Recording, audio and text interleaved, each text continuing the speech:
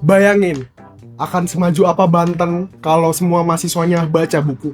Coba pikir, ada jutaan mahasiswa di Banten, tapi yang punya minat baca cuma sedikit. Padahal, satu kebiasaan kecil kayak baca buku bisa ngubah cara kita mikir, cara kita ngambil keputusan, bahkan masa depan kita sendiri. Data BPS di bulan Februari 2024, ada sekitar 1,4 juta mahasiswa di Banten. Jumlah yang gede, tapi kalau kita lihat tren minat membaca berdasarkan statistik Google Trend selama setahun terakhir, hasilnya bikin mikir. Banten cuma berada di peringkat 22 dari 28 wilayah yang masuk statistik minat membaca. Artinya, dari seluruh daerah yang dibandingkan, Banten ada di kelompok yang bawah.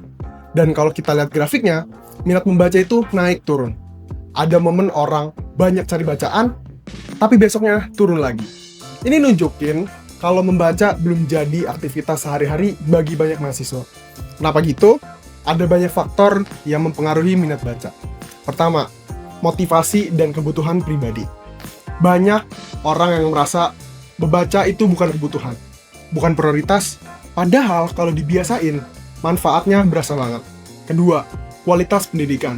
Di banyak sekolah atau kampus, budaya membaca belum benar-benar hidup.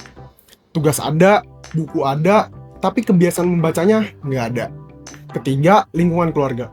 Kalau dari kecil kita nggak dibiasain baca, ya wajar kalau pas dewasa kita nggak suka baca buku. Keempat, akses terhadap bahan bacaan.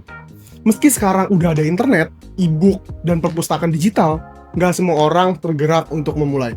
Tapi sebenarnya, di era digital kayak sekarang, akses itu bukan masalah utama. Kita bisa baca e-book gratis, artikel, jurnal, apa aja dari HP yang tiap hari kita pegang. Artinya, hambatan akses makin lama makin kecil. Tinggal kemauan kita aja yang diuji. Dan jujur, gua juga termasuk orang yang gak suka baca buku. Karena baca buku itu kegiatan yang ngebosenin.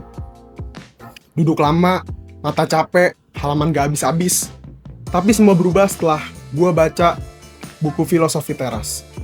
Waktu itu gua baca cuma karena iseng, tapi setelah beberapa halaman, bikin gue mikir, oh ternyata buku bisa bikin seseru ini ya. Dari situ, gue mulai bikin kebiasaan kecil. Setiap malam setelah ngerjain PR, gue baca buku itu pelan-pelan. Gak banyak, cuma 2-3 halaman. Tapi gue ngelakuinnya sambil ngopi, ngedengerin musik favorit, dan duduk di ruangan yang tenang. Lama-lama, gue ketagihan baca buku. Buku nambah, rak gue makin penuh, dan kepala gue makin kebuka. Setiap selesai baca satu buku, gue bikin jurnal kecil.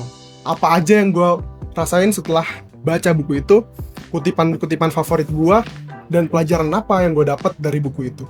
Dan jujur, saat-saat nulis jurnal itu, bikin gue sadar betapa berharganya waktu yang gue habisin buat baca. Mungkin lo berpikir, gue udah terlalu sibuk untuk baca buku.